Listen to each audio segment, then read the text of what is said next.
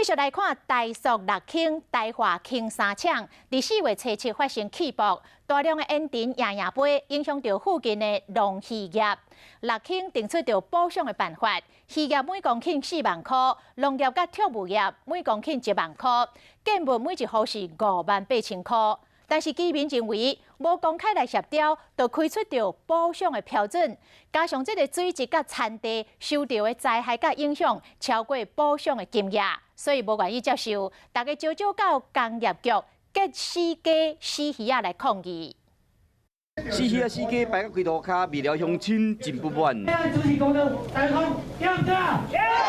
台塑六轻伫4月发生气爆，毋但造成附近人家厝歹去，烟尘飘散，更加影响到附近的农渔业，作物甲鱼贝类死有够侪，居民真不满。六轻事后无公开协调，就定出赔偿办法，总上限金额是8000万，其中包括渔业每公顷4万，农业甲畜牧业每公顷1万，建物每户58000块。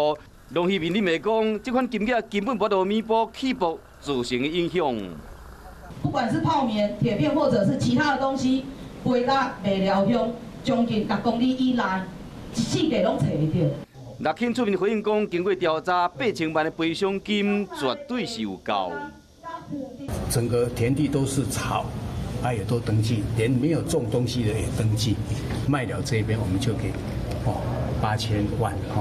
六轻的监督单位工业局强调讲，会要求详细调查财损的情形，希望双方赶紧达成共识，进行赔偿甲中间的工作。